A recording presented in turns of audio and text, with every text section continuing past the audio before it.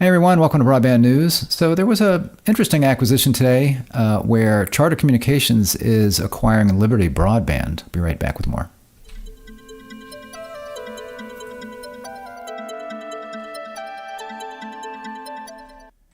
Hey there, Rick Uzzi with Quorum with Broadband News. So when I first saw this, it was kind of surprising to me because seeing Charter acquiring Liberty, I was thinking of Liberty back as I knew them a few years ago, Liberty Global, and there's Liberty Media, Liberty Global, but Liberty Broadband is not Liberty Global or Liberty Media at this point. So there's not much really that they're acquiring if you look at it. I was going to read through this press release on Charter and look at a couple of other things about Liberty. So you see here, Charter Communications and Liberty Broadband announced today that they've entered into a definitive agreement under which Charter has agreed to acquire Liberty Broadband in an all-stock transaction. And it's really almost like what Charter is doing is acquiring back their own stock and then whatever Liberty has left as we look at this. So under the term of the agreement, each holder of Liberty Broadband common stock will receive 0.236 of a share of Charter common stock per share of Liberty Broadband common stock held. Each holder of Liberty Broadband preferred stock will receive one share of Charter preferred stock, so 1-to-1 there, per share of Liberty Broadband preferred stock held.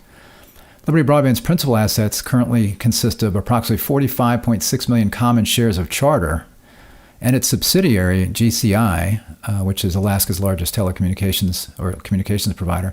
Liberty Broadband has agreed to spin off its GCI business by way of a distribution to the stockholders of Liberty Broadband prior to the closing of the acquisition of Liberty Broadband by Charter. So it's really an interesting deal where, one of the main assets, or the two main assets that Liberty has, is an almost controlling interest in Charter and 100% controlling interest in GCI, which they're going to be spinning off. So Charter, like I say, they're making this acquisition, going to be getting all of their stock back that Liberty owned, and GCI is not really part of the deal. That's going to be used, I guess, to help pay for the deal here. As a result of the transaction, Charter expects to retire the approximately 45.6 million Charter shares currently owned by Liberty Broadband and to issue approximately 34 million shares to holders of Liberty Broadband common stock at the closing. The boards of directors of both Charter and Liberty Broadband have approved the transaction. Just scroll down through here, all the quotes. In connection with the transaction, we expect GCI will become an independent public company prior to close. Liberty has had a great partnership with Ron Duncan, and GCI management since 2018 will continue to participate in value creation opportunities for the business, said Greg Maffei, President and CEO of Liberty Broadband. Reaching this agreement was an important milestone in my leadership of the company, and I'll be stepping down from my role as Liberty Broadband CEO at the end of this year. I look forward to continuing as a director of Charter and a meaningful shareholder. So that's I linked to this. This is the press release on Charter. A few other things I linked to that we'll look at. So again, looking at the assets you saw there, really it's in the press release, but as we see here, so they currently own 45.6. Not almost a controlling interest. I was thinking it was 45% of the company, but it's 45.6 million shares, 26% attributed ownership of Charter. Then they own about 16.5% of ComScore. That's a global analytics company. And again, 100% of GCI, largest Alaska-based communications provider in revenues. So that's the current assets of Liberty Broadband, and this is what Charter will be getting access to, including back to the 26%, or getting that 26% back of the shares that Liberty Broadband owned. I want to take a look at Liberty Broadband's company history here. It's pretty interesting. So, and again, I was thinking back to, there's Liberty Global, which was a large provider in Europe as well, and in Latin America. They spun off or divested those Latin America properties. They are trying to, I believe, get rid of the European properties as well, what Liberty Media has. Liberty Media, they own SiriusXM, which SiriusXM owns Pandora, and they own some cable channels, Stars Encore. They put those together, and other, I think, Discovery, maybe some other channels that Liberty Media holds. And they used to be, I think, the kind of the umbrella owner of all of these companies that have since spun off. So you see Liberty Broadband, the evolution of Liberty Broadband. So it goes way back here to 91. Something called Old Liberty trades publicly for the first time. August 1994, they merged with Telecommunications Inc. Telecommunications Inc. issued stock November 1998. Merged with Liberty Media Group. That's where the telecommunications and Liberty Media came together. Telecommunications Inc. and AT&T merge. As a result, Liberty Media Group becomes a tracking stock of AT&T. Liberty Media Group tracking stock begins trading on the New York Stock Exchange. 2010, Old Liberty splits from AT&T and begins trading as a separate company. Old Liberty shares, it's about Old Liberty there. Liberty Media Corp completes the spin-off of Liberty Broadband Corporation. So that was 2014 when Liberty Media spun off Liberty Broadband. May 2016, Liberty Broadband completed its $5 billion investment in Charter Communications. So that's when they acquired a good portion of Charter. December 2020, Liberty Broadband completed its acquisition of GCI Liberty, which they own 100% of that. And that's what they have so far. And then the next thing on here is going to be that Liberty Broadband is no more. So sold off completely to Charter. This is, I thought this was interesting. So as I was scrolling down here, I saw other things you might be looking for, which is, what is that? Just Liberty, Core 8, not sure what that is, but Liberty TripAdvisor. Oh yeah, I think TripAdvisor, they own some of that. Then you got Atlanta Braves Holdings, which I thought was interesting. So, of course, I live in Atlanta. So Atlanta Braves Holdings is associated with that company as well. You see here again, Liberty Broadband, link to that one, back to there. Then we've got, this is on the FAQ for Liberty Broadband because I was Googling some of this. So you see it's Liberty Broadband Corporation related to Liberty Media Corp, Liberty Interactive Corp, Liberty TripAdvisor Holdings, Stars, or Liberty Global. Although most of the businesses of these companies were once part of the same predecessor, Liberty Broadband Corp, Liberty Media Corp, Core 8 Retail, Liberty TripAdvisor Holdings, Inc., Stars, and Liberty Global PLC are separate public companies. So that's how they work together. They're all now kind of separate, not really related, I guess. This is Liberty Global. At a glance, you see their brands. They got Virgin Media there is again, Virgin Media O2. I'm not sure what that is. A couple of these things here. And, $4 billion in revenue there. And you'll see the companies, I think here. Yeah, countries, I mean. So they were in, like I say, they were in Latin America and in some other countries as well, but they're now operating in 5 European countries. And these, I think, they may be trying to get out of that as well. So I'm not sure what the future holds for them. Last thing I want to look at was GCI, because this caught my attention just the other day that they're shutting down their pay TV services. And there are some operators that are doing this, shutting down their pay TV because there's fewer customers that are wanting to do a pay TV option. And a lot of times it has to do with being cable TV and a QAM-based video offering where cable operators are realizing that broadband is a big part of their business.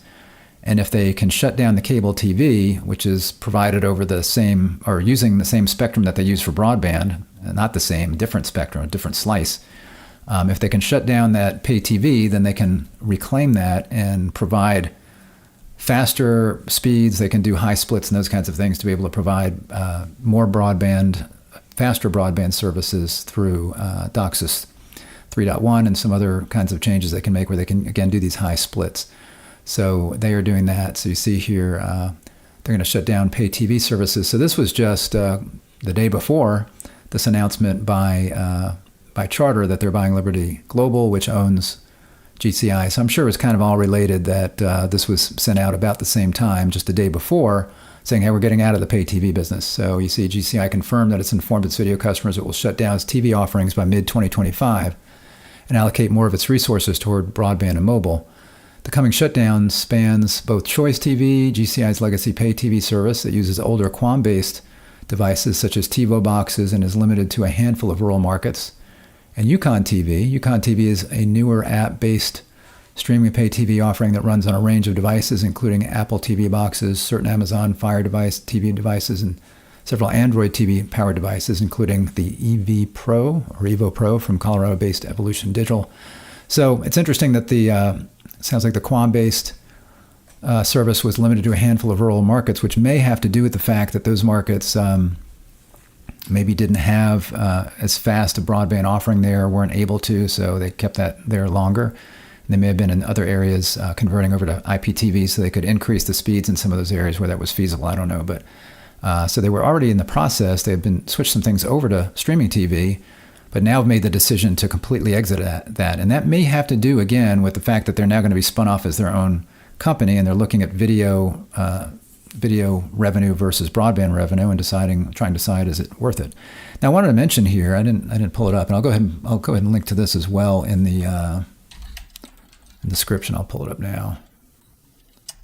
But if you are a service provider and you're thinking about getting out of, is it going to pull it up? Yeah. If you're thinking about getting out of the IPTV or out of the TV business, go check us out. Go to our website and look for IPTV on here. And we actually have some great solutions for you, a great streaming solution. It's a linear TV option where all the programming is provided for you. It's provided through SFN, where you get all the programming, all of the back-end infrastructure that delivers the video, other than some servers that you have to have in your head end. But they're, instead of racks of equipment and dishes and that kind of stuff, you just have a couple of RUs of servers that go in there to distribute that over your broadband network. So basically, this would be delivered over your broadband network, but all the programming's there. That's national channels, local channels, premium channels. There's DVR included. There's kind of a replay or restart kind of TV, where if you are looking at the guide, you can go back on the guide 24 hours and you can look at any program that played in the last 24 hours. You can click and start replaying it. I shouldn't say click. You could do it on a PC, but you can do it on a big screen TV with the guide. You can, stream it on a Roku, on a Fire Stick, on Android set-top boxes or streaming devices, those kinds of things. On your phone, you can look at it on your phone. As long as you're connected to your broadband network in the home, you can view on other devices as well. So check that out, because it's much less expensive than doing all this on your own. It's much less expensive than a traditional pay TV, especially QAM-based video. And since it is IPTV, again, you can, if you're offering QAM-based video now, you can migrate over to this and reclaim all of that spectrum. And because of the fact that so much of it is managed for you, you don't need to be worrying about how much is this costing me, because it's fairly, it's so much, it's price per subscriber. So it's not like you're putting you put a little investment in on a few servers, as I mentioned, but the rest is basically a per subscriber kind of thing that you're paying. And then, you're getting revenue from video subscribers, as opposed to just letting them all go. And then and then saying, go watch on YouTube TV. That's basically what GCI is doing. So I wanted to mention that is an option for you if you are in the business now and are thinking about getting out of it. Or if you're not in the video business, let's say you're a new fiber provider or going to be one, providing voice services, which we can also provide, or IPTV is just another service you can provide over your broadband connection. So it's not just a dumb pipe, as they say. That way you can provide value-added services to your subscribers, and then also it's more sticky for you. So people are not just getting a broadband connection from you, but they are also getting, let's say, a TV service that they like. And again, it's linear, kind of like YouTube TV, where you've got live programs. We can provide, again, the local programming is provided for you, the national programming, all of that. You don't need to worry about negotiating contracts to get the programming. You don't need to worry about renegotiating later when they come back and say, prices are going up, that kind of, that's all taken care of for you. So don't worry about that. So check that out. So kind of back to this article here. So that's what GCI is doing. They're exiting the business.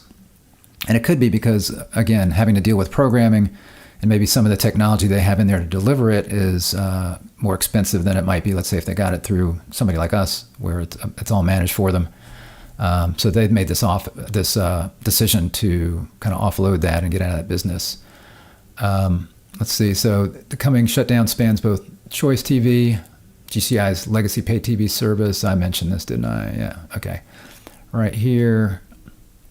Over the past few years, we've listened to customer feedback on our TV offerings, including Yukon TV and Choice TV, and seen our customers increasingly choose online video streaming as their preferred way to watch their favorite programming. In light of these factors, we will sunset our TV offering by mid-2025. I really do think a lot of this has to do with the fact that they're now going to be spun off on their own, and they're trying to kind of prepare for that. Because a lot of customers still do like that ability to just turn on the TV, go to the guide and see what's playing right now, as opposed to pulling up Netflix. Yeah, when there's something you're kind of binging or streaming, you'll go to that and you'll watch one or two shows on Netflix or on Disney Plus or on HBO Max, something like that. But it's Also nice to just go sit down in front of the guide. Hey, what's on right now? And like I said, you can even go back up to 24 hours and see what was on yesterday at this time and any time after that up until this moment and replay something in case you missed it. So it's kind of cool. Let's see. GCI has already been phasing out a legacy QAM video platform. That move enables the operator to clear about 200 megahertz of spectrum for broadband and other IP services, including high split upgrades that dedicate more capacity to the network upstream and potential future 4.0 upgrades, DOCSIS 4.0. So again, that's the benefit there. You really can clear out a lot of spectrum if you get off of the QAM-based video. It mentions it's a growing trend for just that reason. So GCI joins a growing number of U.S. pay TV operators that have opted to shut down their pay TV service infrastructure to instead focus on higher margin broadband services, seed video to third-party streaming options, or help broadband customers create their own streaming bundles. So again, there are companies doing that, and the reason they're doing that is it's a high cost for them, especially, again, the programming costs to go up, and they're having to handle all of that on their own, and then you've got all of the equipment that if you're trying to do all of that on your own, it's very expensive. So that's one reason people are doing that, but again, it's not only seeding that business or that revenue to third parties. Again, you're also taking away one of the reasons that people sign up to get to your service when you do that. So I don't think that's a smart move, at least not yet. If you have other options. Wide Open West, WOW, for example, plans to eventually phase out its pay TV offerings, and after striking a partnership with YouTube TV, that's what some companies are doing. A lot of these larger operators, especially, maybe have the leverage to be able to partner with a pretty good deal for YouTube TV. Cable One recently signaled that it won't be in the pay TV business for the long haul. So these are some larger, let's say, regional operators that are doing that. GCI, an operator owned by Liberty Broadband, up until, not very long, does not disclose pay TV subscriber numbers. However, a spokesperson said GCI has seen a decline in pay TV subscribers as customers gravitate to third-party streaming services, and that its current pay TV subs represent a very small percentage of our overall customer base. And I wonder how much of that is the fact that they maybe have lost a lot of the QAM-based video subscribers on their pay TV service. And I'm not sure what the streaming service looked like. I don't know if it was amalgamation of different streaming channels that they were providing access to, or if it was, like I say, a linear TV offering where you have a guide and you can go in there and do that. Because I don't know what it was that they were offering. Though the shutdown is months away, GCI is recommending that customers explore virtual multi-channel video programming distributor options such as YouTube TV and Hulu, and explains that devices that currently run on Yukon TV can be used to access services like Netflix, Disney Plus, and Paramount Plus. So they must have, that Yukon TV was a streaming service. So maybe they had, so what they were probably saying was, if you get the Yukon TV, all of these devices work. And that's the same, for example, with what we offer is if you get our IPTV offering, that's another benefit is you don't have to provide a set-top box. You can just tell the customer, hey, go out and get your favorite streaming device that, make sure it's something that's compatible, but generally, stuff like a Roku or, like I say, a Fire Stick, really all Android-based set-top boxes in there, Apple and Android, as far as mobile devices, those kinds of things are compatible. So that makes it a little bit easier, and they can say here that, hey, if you get a different service like Netflix, Disney Plus, Paramount, then those are going to be channels that are going to be available on those streaming devices. Mentioned Xumo here. GCI's communique to customers also makes note of the hundreds of free ad-supported streaming television FAST, that's free ad-supported television channels offered by Xumo, the Comcast Charter National Streaming Joint Venture. So that, again, we have Charter being in part of this here. So Comcast and Charter have this partnership here where they're providing this Xumo streaming joint venture. GCI told customers that it will provide more support for Xumo to help you find your favorite shows and channels on the other streaming services in the coming months. So there you go. So GCI announces that they're getting out of the pay TV business the day before it's announced that Charter, which owns GCI, that Liberty Broadband, which owns GCI, is being acquired by Charter. So interesting there. So again, GCI will now be a separate company at some point, it sounds like, as part of this deal. So anyway, like I say, when I first saw that, I thought, wow, that's really something that Charter is acquiring Liberty Broadband. And then I realized Liberty Broadband was not nearly as big as I thought it was because of the past ties to Liberty Global, Liberty Media and Liberty Global, and all of they were a large provider in Europe and Latin America that has now divested all the Latin American properties and have still got some, as you saw, 5 countries in Europe. But that's a separate company from Liberty Broadband, which didn't have that many assets as we saw. They own 26% of Charter, they own 100% of GCI, and they own a little bit of that 16% analytics company. And I'm not sure what else. That might be it. Looks like that's it.